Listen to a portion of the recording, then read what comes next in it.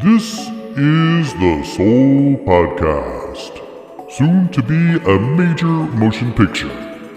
I'm King Sejong, reminding you that Parasite is not an authentic Korean film because there's no karaoke scene. And here is your host, Joe McPherson. And welcome to the Soul Podcast. This is Joe. Emma is not with us this week. She has class, but in Emma's place is our wonderful guest. How would I say? Legendary Korean broadcaster Peter Bint. Oh, hello, Peter. Wow.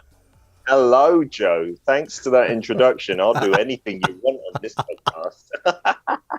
Well, you are all over the place these days. I mean, you're on, obviously you're on Arirang. Yeah, that's my main gig, 2-hour morning radio show. That's the morning radio show. What's the name of that, so everyone knows? Hashtag Daily K. Doesn't sound like a radio show, but we were trying to be cool and trendy with the youngsters with a hashtag. Hashtag Daily K. Yeah, which you've been on, Joe, a few times. Yes, I have. Yeah. Yes, I have. Actually, yes, I have. Yeah, You forgot those best shows of your life. Don't get old. Don't get old. The memory doesn't work that well. It has been a minute since you're on there. I have not been to the Arirang stations in a while. I would say definitely since before the virus. 100%, yeah.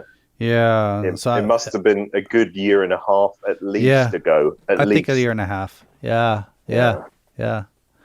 And but you know, that's how it goes. Sometimes it's like I've learned that with the bangsong, with the broadcasting, is like suddenly you're it's like doing everything and you're so busy on all these shows, and then crickets for 2 years, and then suddenly back on.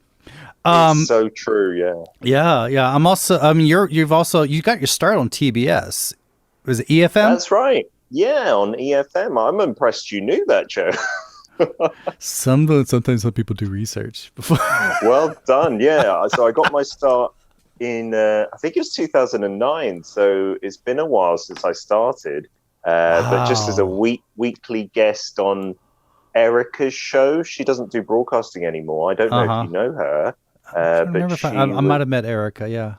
Because she was involved with Linus Barbecue for a while. So yes! You're a foodie, so you know Linus. And I know Linus very well. We're both from Alabama. Yeah, so she was involved in that. But yeah, I was just a weekly sports guest back in 2009. And then kind of wormed my way into Arirang and EBS. And these You've done well. Doing a lot of KBS World, a bit of KBS, like just straight up Korean radio too. And I think the reason I am here, there, and everywhere at the moment is I've just like lurked for the longest. I've just hung around the corners waiting while everyone else got on with being an adult and getting real jobs. So you've just been doing that. Yeah, I've sort of been doing that because our office we've had for a few months now is just 2 buildings down from the TBS studios. Oh wow, nice, over in Sangam. Yes, which I'm on TBS. I have a segment once every 2 weeks on there. Oh, which show is that? Oh, I knew you'd ask that. It's the it's the 9 o'clock in the morning show. Abroad, yeah. Life Abroad.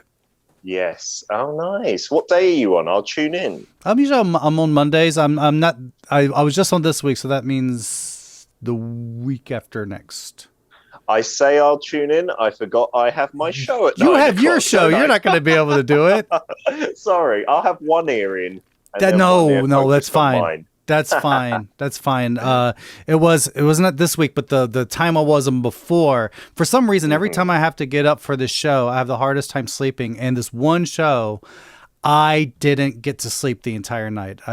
Oh no. Yeah. So I came in having had 0 sleep. I've been up for 36 hours. Goodness. And I don't even remember doing it. I was such in a daze. It is like being drunk when you're sleep deprived. Oh my goodness. That was nuts. Wow. So tell me about this new gig. You got a new one on KBS World now. Yeah, we did like this pilot. One of my guests on #DailyK is Korean Onni, who's got like 1 million subscribers plus on YouTube. She teaches Korean there. Sweet. She's been doing it for a long time. So just persistence is key with her. Maybe 4 or 5 years. And she is, one of the more trendy people teaching Korean online, I suppose. And so because we work together at Arirang, and I have a guest spot over at KBS World on a K-pop show, the producer there, like one of her producer friends, was looking for Korean on these contact details. This is the backstory, and this is how broadcasting works, isn't it? Isn't that funny? And yeah, one time I took Korean on me because that K-pop show needed a guest, so she filled in for someone else. And a producer remembered, oh, Peter knows Korean on me. I'll ask Peter. And then I gave her contact details, and they were like, hey, we're looking for a male co-host. You work with her already. Why don't you do it? And I was like, well, that sounds lovely. That sounds great. Yes. Sign me up. Yeah, so we're teaching Korean in a very basic way. My role is kind of a foreigner who's just starting to learn Korean. So I have to... know is not true at all. I got to tone down my knowledge of Korean quite a bit. How do you do that? By the way, I did want to say hi to Yana in the chat room. Oh, yes. Hello, Yana. Is it Jegs or Yegs? Sir? What's happening? Hey over there. Thank you for joining our chat room. Yeah, well, we're doing a podcast. Well, I think I'm doing a podcast. We are doing a podcast, Soul Podcast. So does this go out on podcast platforms as well after the all live video? All the podcast video, all the podcast platforms. So you can get us on Apple, you can get us on Stitcher, Spotify, Amazon. 5-star ratings, please. Yeah, 5-star ratings. Yeah, so that's something I'm doing, but I don't know. I'm sure you've done a bit of TV as well, Joe. Yeah. But it's a bit different to radio, so we just like record a load of episodes. So I think we're done for the first half of this year. Okay, yeah, you do it back to back. But my experience, I have such a mixed experience with TV. Is it can be efficient and the opposite of efficient. Oh, absolutely. Yes. I have done stuff where I've spent maybe like, I would say 16 hours on a 10-minute segment. Wow. Yes, it definitely can be like that. Luckily on this show, it's like just me and Korean Onni. Her name's Moon So-hyun. And there's no like other guests. So the filming we do is when we're needed. So there's not too much wasting of time. Yeah, that's good. And everything's tight, and I got all your shots together. Is it done in a studio, or is it done on location? That's, I guess, the trickiest part is on location. So every time we film, they do it somewhere different. I don't know if they're just trying to keep themselves on their toes, but it seems like a bit of a challenge to get used to a new place for the crew and everything. Yeah, but we did it in the recent one was in Eunpyeong Hanok Village. Have you been up there? Eunpyeong.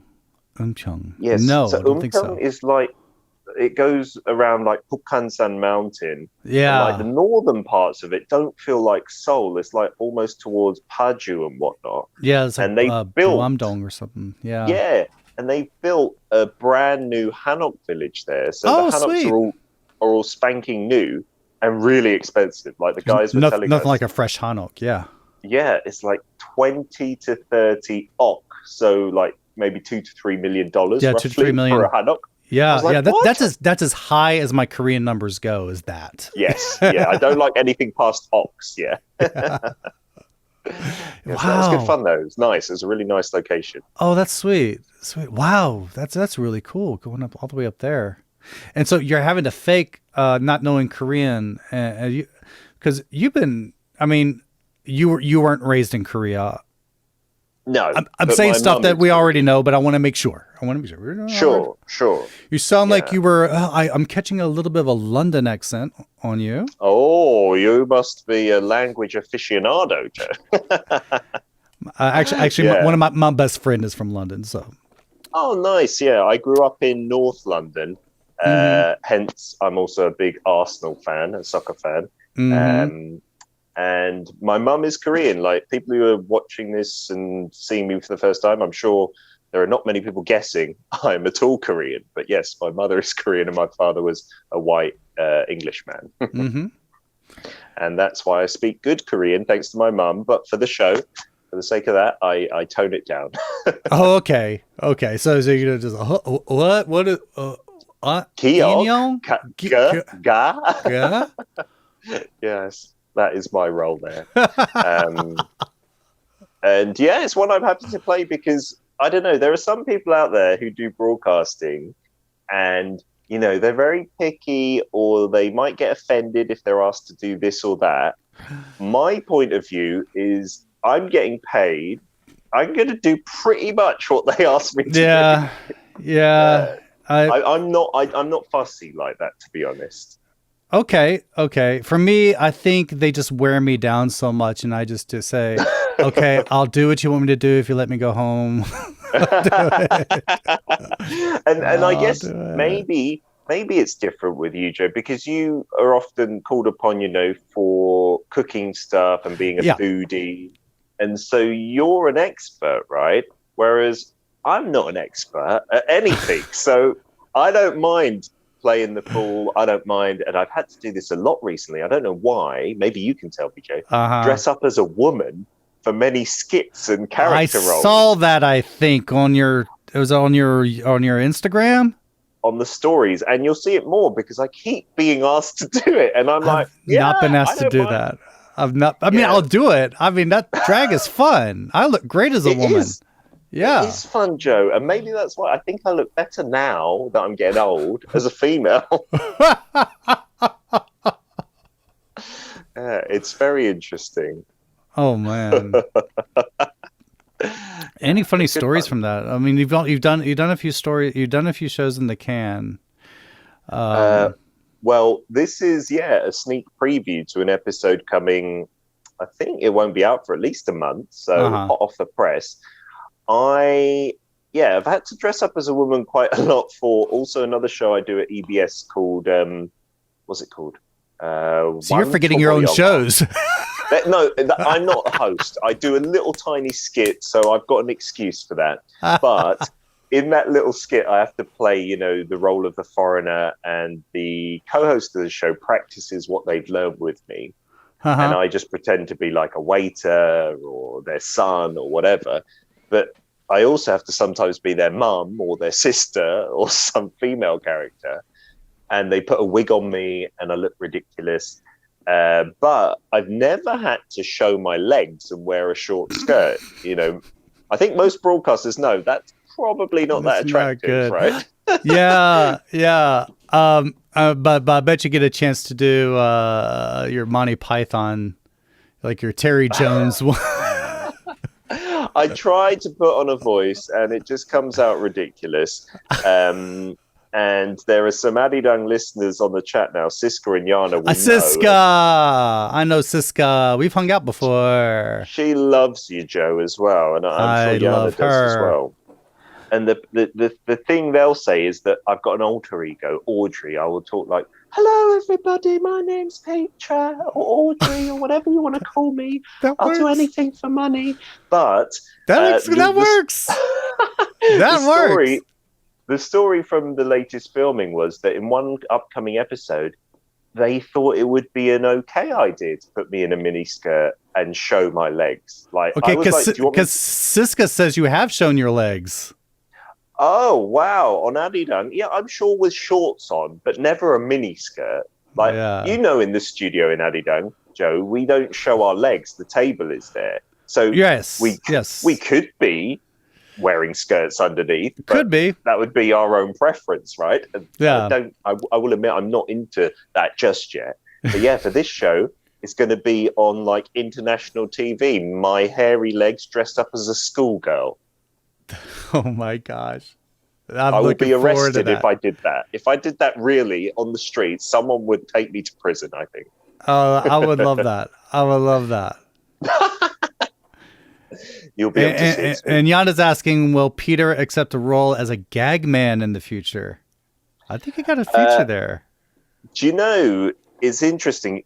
I was on My Neighbor Charles, that program last year in February, just before like Corona really exploded. Yeah. And the concept, they need a kind of story. And it's kind of true because I do a lot of broadcasting, but I want to have my social media platforms. So if they fire me from all the shows, like you said, 2 years of crickets would not be good because my 2 kids need to be fed. Yeah. And even though since you're from London, 2 years of cricket would be nice, but yeah. Yes, that would be nice with sandwiches and tea. So proper. Yes, it's a weird game, cricket. Yeah, you just stand around for half of it. So the story on My Neighbor Charles was, me trying to start my YouTube channel, and I'm still kind of doing it with my mum. And I was also trying to get into broadcasting more the Korean side because I do a lot of like English related broadcasting, but not too much Korean TV or radio stuff. And so one of my friend's hubbies is a gag man. He's a legendary comedian from like the first generation, second generation. Oh my. And he got me a meeting with the writing team and producer of a program that was airing on KBS. I don't think it's on anymore, actually. Stand Up. They were trying to do like Western style stand up in Korea. They it's were not that common, right? No. And there's only been one like stand up comedian on Netflix. In Korean. Pang Nare, maybe the yeah, female. And then it's the male. There's the male. There's the male. Yeah. Yeah, he's got like a little bit of facial hair. I forget his name, but yes, he's got a few more pounds on him. Yeah, and kilos. So they were doing that show, and they'd already had this Turkish guy who's quite famous, speaks good Korean, and he was quite a hit. It's really adult, like the themes there. They push the envelope. Yeah, how does that work with your brand? Because Exactly, Joe. You should have been my manager. So I wasn't thinking that. So I went into the meeting, and they were like, "Yeah, you could do some edgy stuff, like adult things, sexual things." No. And I was like, "Yeah," I was really into it in the meeting. I know you want to break out of it, but oh no. And then I'm cringing. I'm like squeezing my water bottle cap right now. Exactly. This could be the end of my career. But I guess it was a twist of fate because I was due to hand in my script before, potentially filming the next week.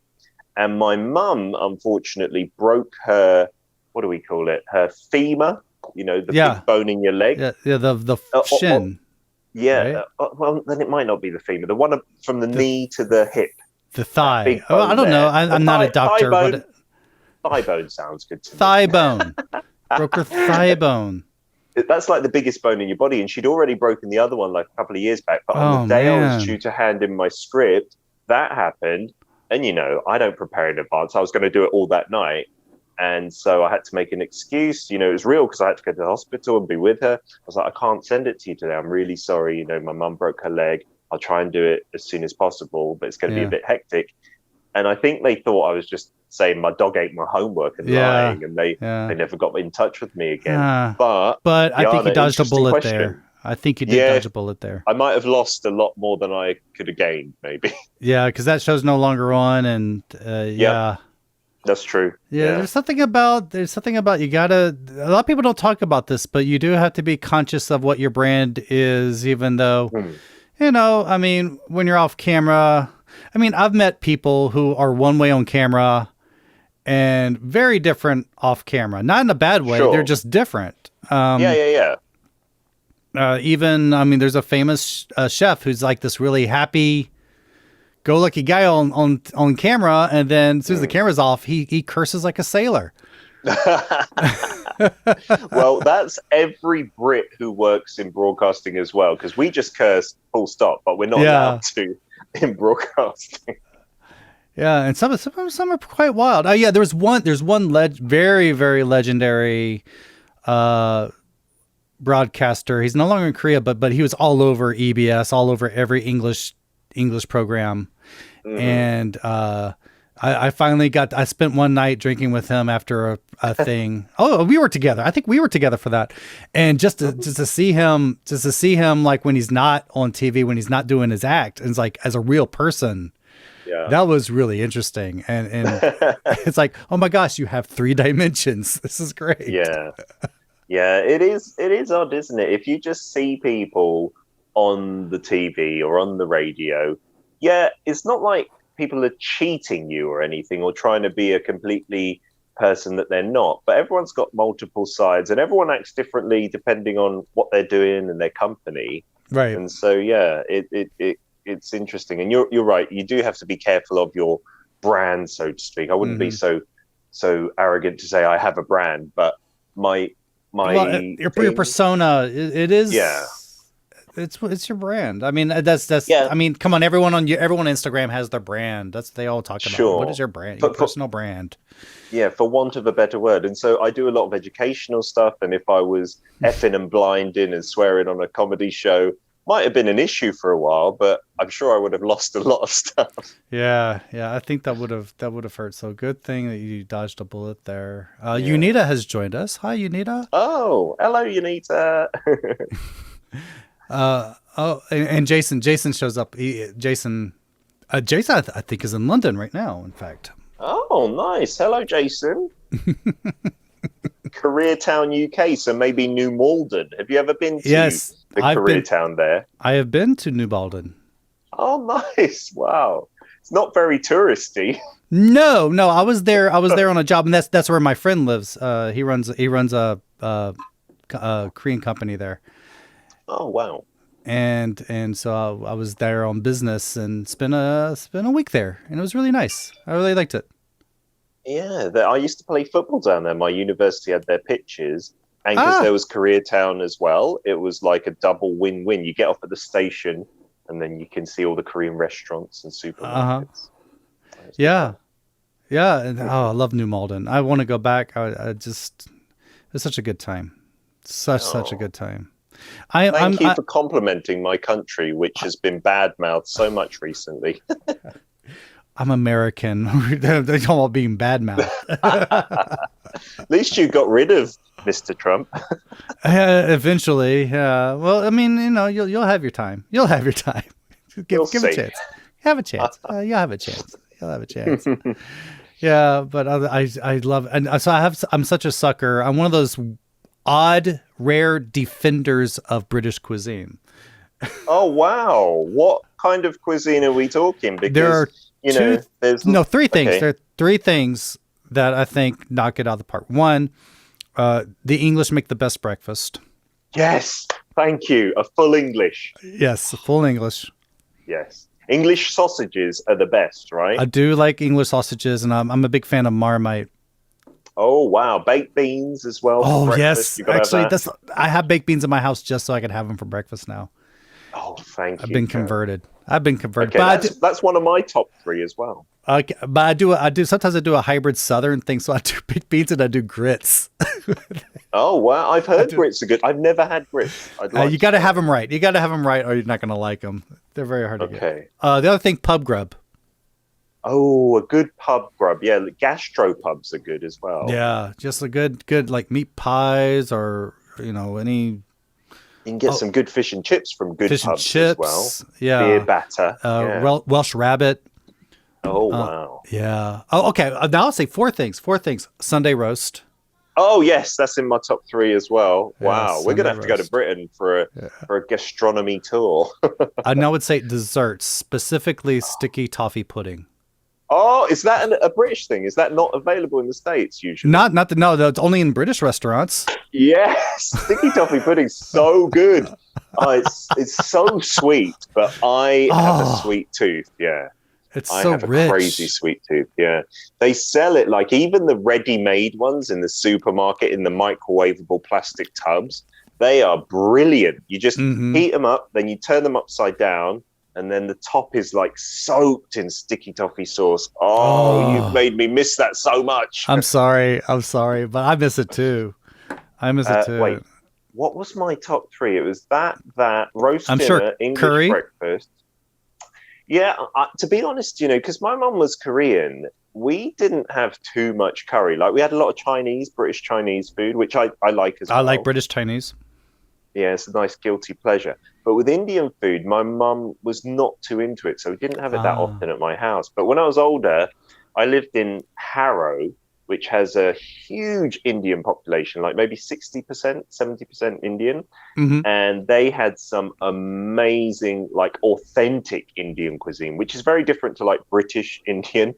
And some of it was from areas close to China and Mongolia. And it was really interesting. It was kind of like Chinese Indian. You'd have tofu dishes like mapadubu, similar to that. Yeah. And also like sweet and sour dishes. It wasn't like the standard curry, and they were amazing. Really, really good. Whoa.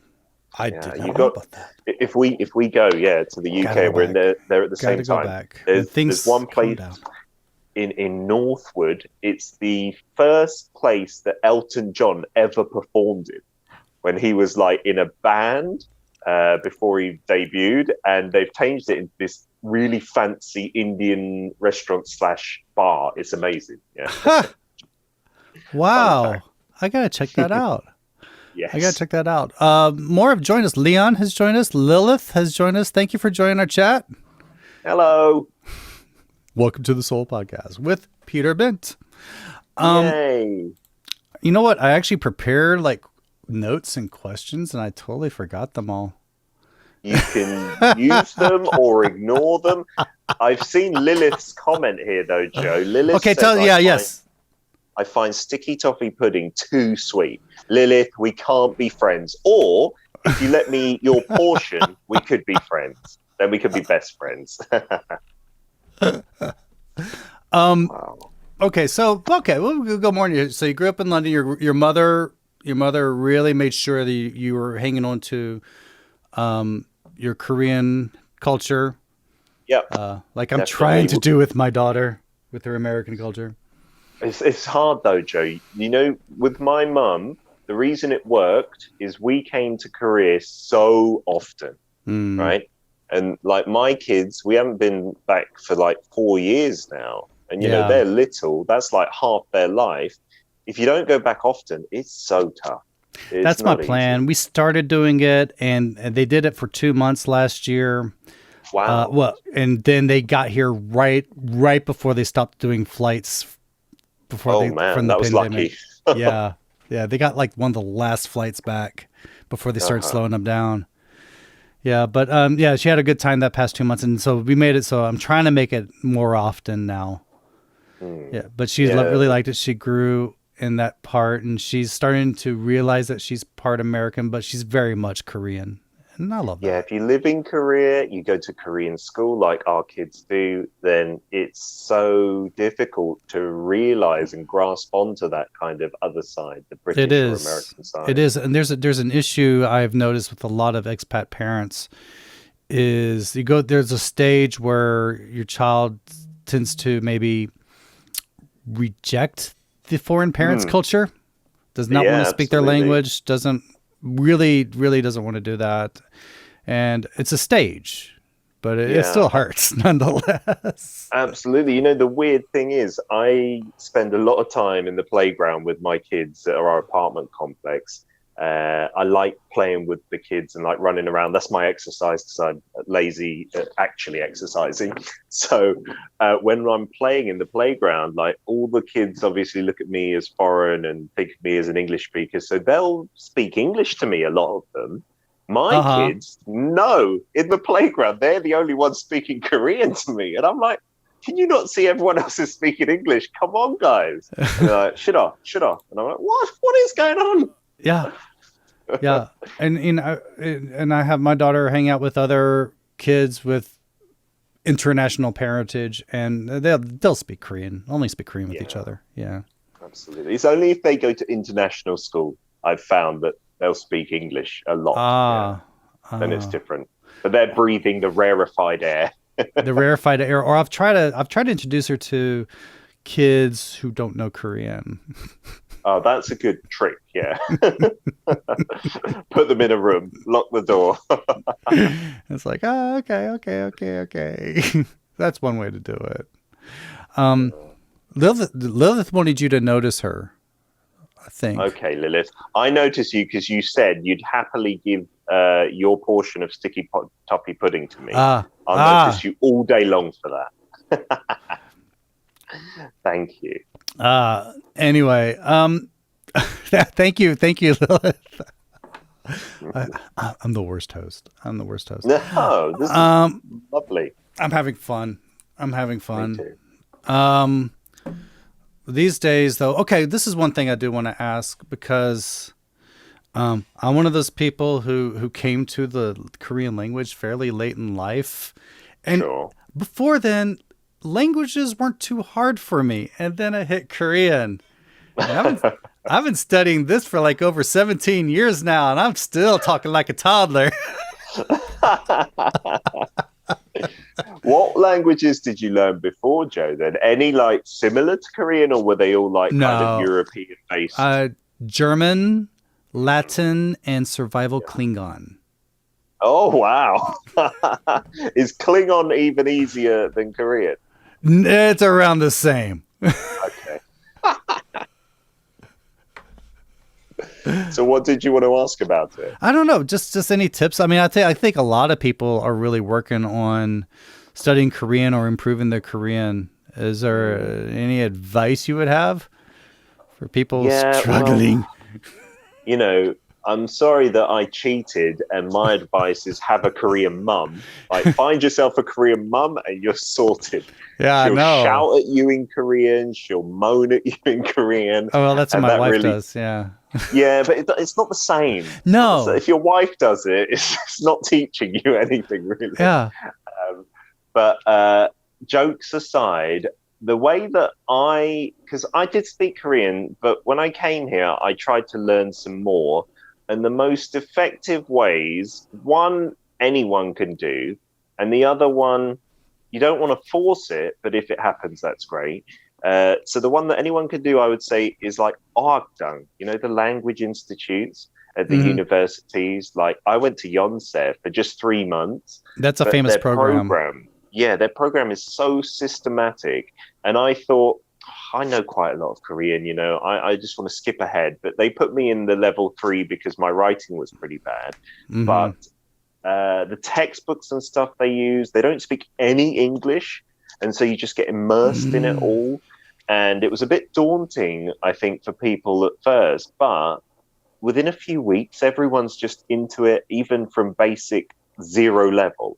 And in 3 months, as long as you put your mind to it, and there is a kind of atmosphere of all learning together, so it's not too difficult, then you really do learn a lot in a short period of time. Yeah. I really thought that was useful. I think I'm going to do that. Yeah, I would recommend just give it a try for 1 semester. And if it's not your thing, you can drop out. If it's your thing, you just graduate from at least 1 level, which is great.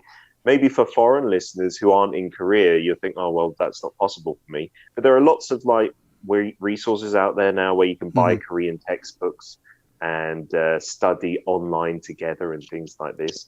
And then the other thing that I found was really effective, but don't force this, is, my wife, before we got married, dating and loving a Korean girl, it really encouraged me and pushed me to speak as much Korean as possible. That's good, because the common wisdom is the opposite is true. With English? No, if you want to learn Korean, don't date a Korean woman. Oh. Because they will only want to speak English with you, and they'll speak all your Korean for you. Yes. It can go both ways. You're right, Joe. You're very true. I guess maybe for me, it was different because I was half Korean. Yeah. I don't know. You're right. You've got to, I suppose. And again, I don't want people to date each other just for language, but no. If you're dating and you really like one another, then I'm sure you can have that conversation about I want to learn a lot of Korean too. I think it will help us in the long term. And, try and at least split it 50-50, because you're right, it can go the other way completely. Yeah. And you're trying to put yourself, actually, Lilith has a good example. It's like, put yourself in a way where you have to use it, as in functional Korean. Because my Korean's always been bad. My food Korean is amazing because I'm always using it. Yeah, but then... That's a great idea. But my taxi Korean is awful. This is what I call taxi Korean, is there's a set, if you're in a long ride in a taxi, And back when I was going to EBS, I had to take a taxi every morning from Anyang to the studio. So I'd have these long rides every day. And there's always this string of questions almost every taxi driver will ask you. And I'm able to answer them. And then there's that point where we hit that wall and like, yeah, I didn't get that one. And then it's awkward silence for the rest of the ride. I know what you mean, because the taxi drivers are always curious and they try and strike up a conversation. It's a great free resource, to be honest. Right? I agree. Just get in the cab and try and speak Korean. But Lilith's point and your point is really true. And it's the same with kids. If they have to speak English, then they'd start speaking English, like you said, with a friend who can't speak any Korean. And it's the same for adults, right? You may want to learn Korean, but until you have to speak it, be a job or school or something like that, you're not going to push yourself the hardest, to the limit. Right? And I think that's what my wife does to me. I'm in a Korean speaking household. I'm kind of isolated. Mm-hmm. My wife and daughter are always, if they call it speaking, it's mostly yelling at each other in Korean.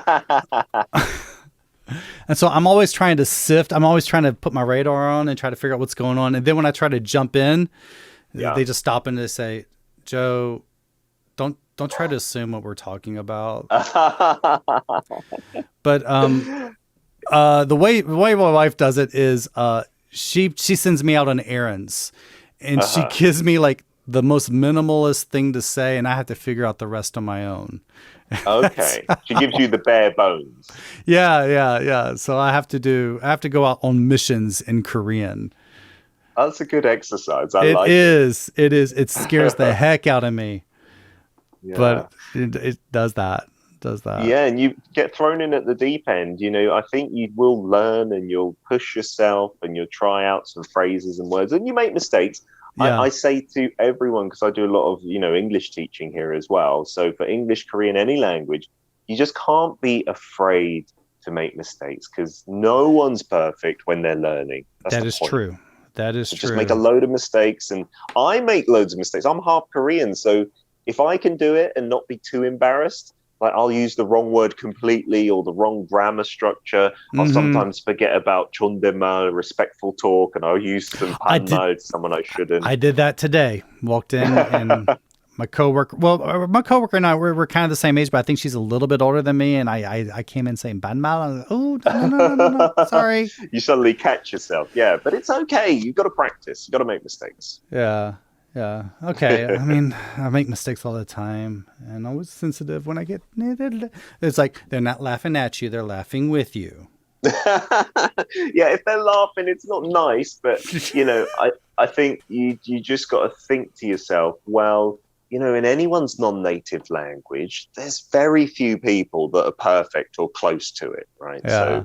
So it happens to everyone. At least you're trying. There are people who just live here and don't even try to learn and Korean. I agree with that. Yeah. It is something you got to practice and you got to work on all the time. And I'm really working hard on it. And I'm just, I'm getting better. I'm learning new words all the time. And on the subway, I have these, I have this flashcard app. Oh, nice. And I have it in blocks of 20, and I'm always just playing, and just slowly, like 20% sticks with me. And that's more than zero. Exactly. It's infinitely more than zero, Joe. Infinitely. It is quite more. Yes. Before we wrap up, now that I have you here, you know what? We talked about this. I have another podcast called Dark Side of Soul podcast. Oh, with the ghost things. Yeah. Oh. And we did an episode about an event that you and I were both in. Oh, and that is the landslide on Umyeonsan. Umyeonsan. Yes, I live on the other side of Umyeonsan now. You live on the north side? So, I live on the kind of Seocho Pangbae side. Yes. Yeah. Yes. Yeah.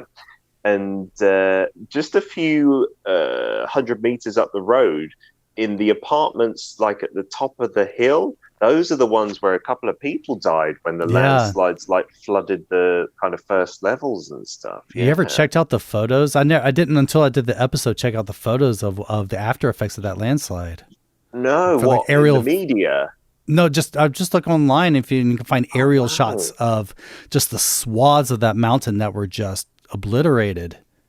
That was a crazy day, because I used to take Nemo, your co-host, with me on the way. I used to give her a lift. Yeah, you used to give her a lift, yeah.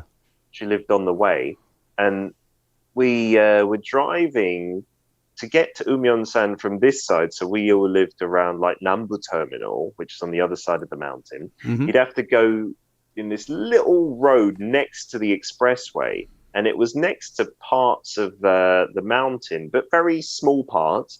And even on that road, it was raining so much. I had my wipers on full blast, and we had to drive around a mini landslide. Like, it was only a pile of mud about a meter tall. Yeah. It was still like, oh my goodness, what's happened here? Oh, so that was like a warning.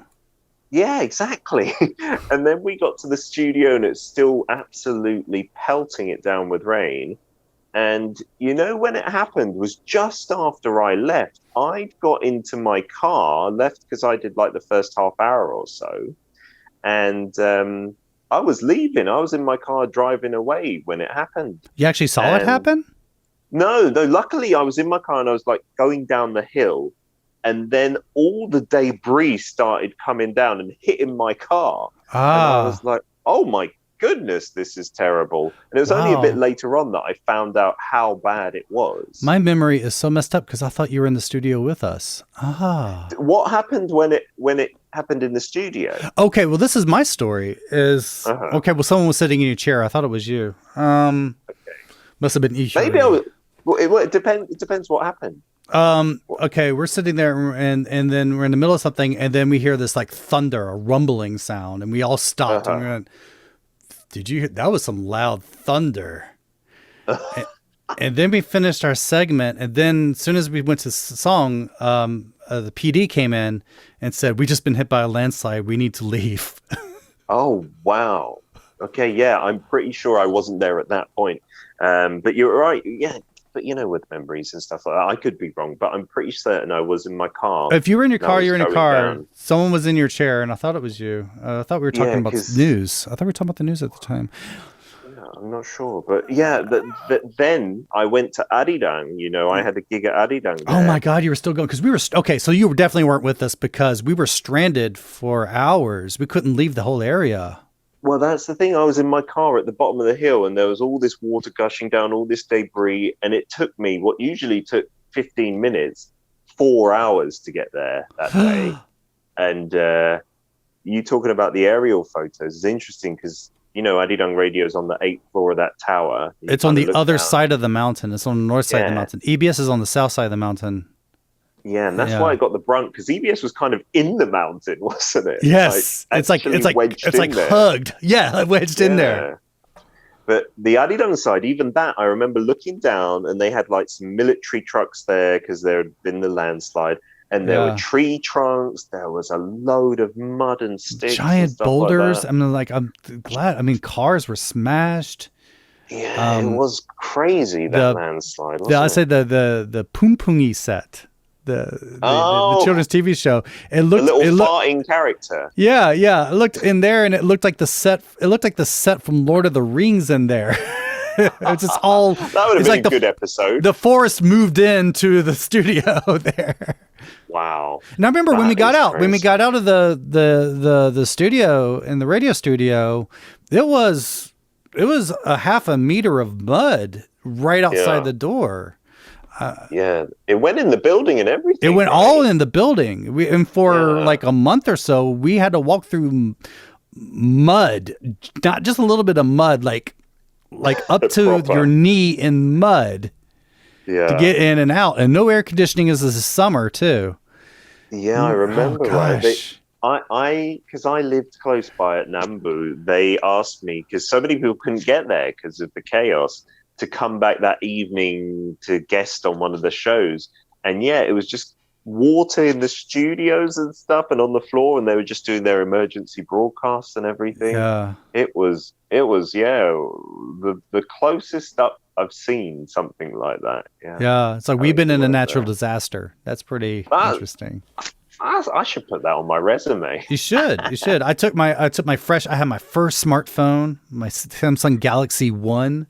Oh, nice. Yeah, and I took a little bit of footage from that, and I think National Geographic bought that footage from me or something. Oh, wow. That's amazing. I should have taken some photos. I don't think I was on the smartphone bandwagon then. Yeah. When I got that gig at EBS, I got a smartphone.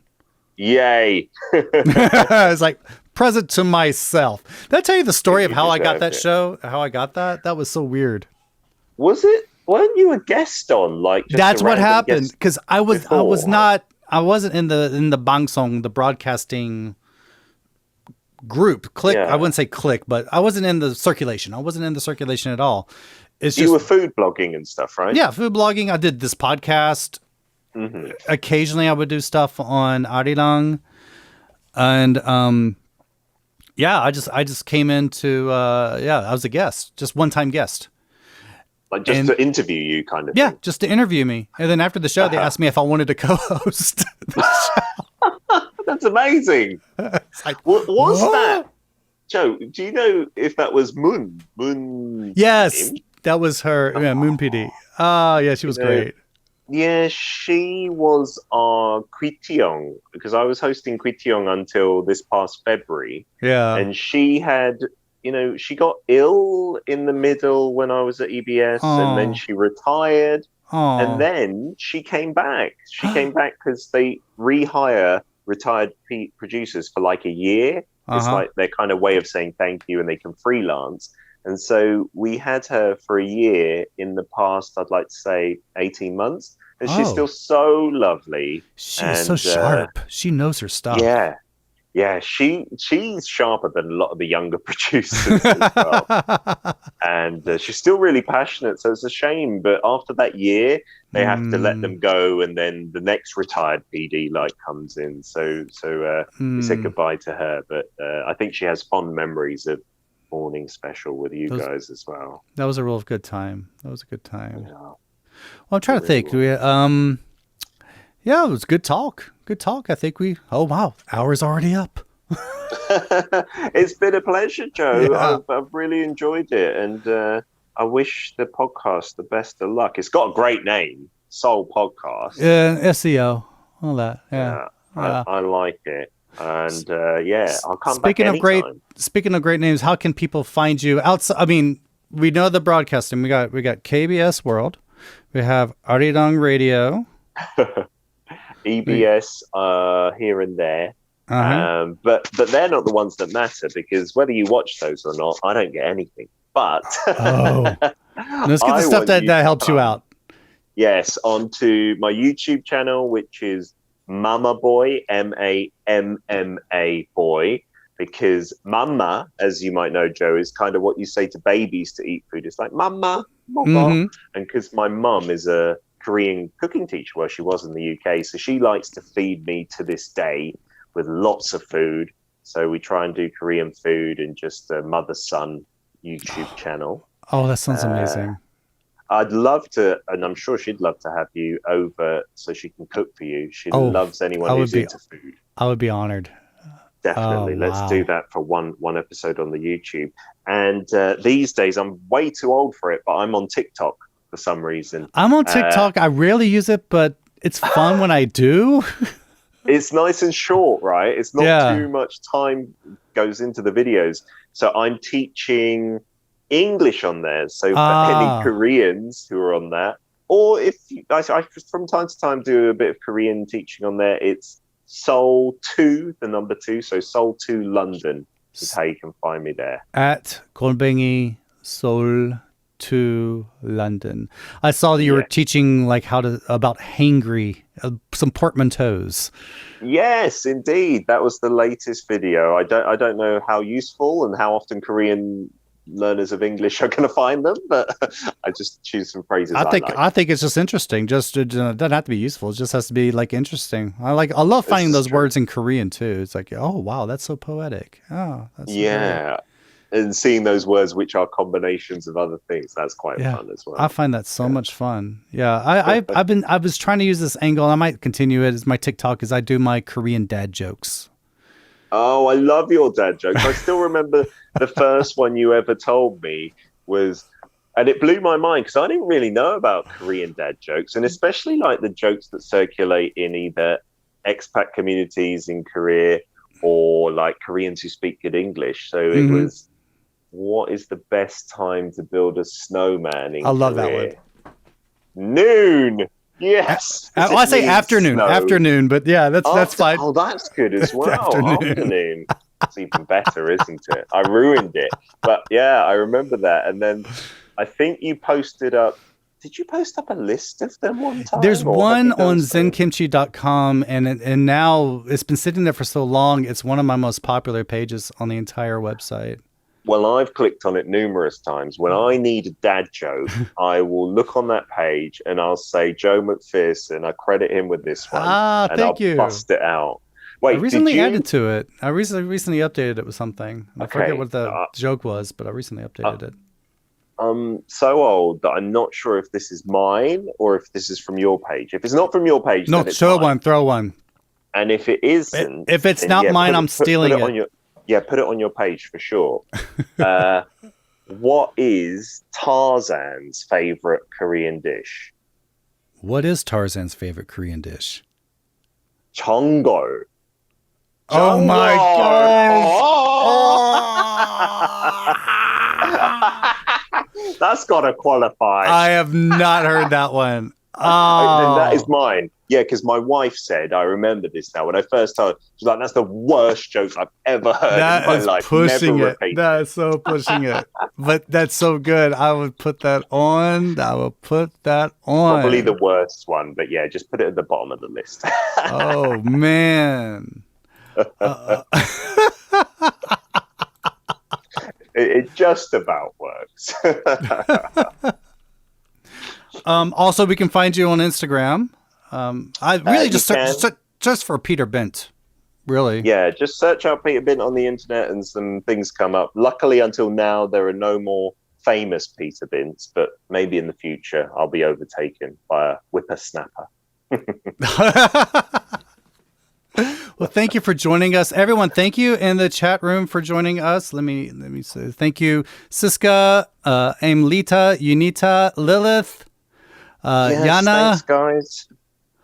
Jason, thank you all for joining us today.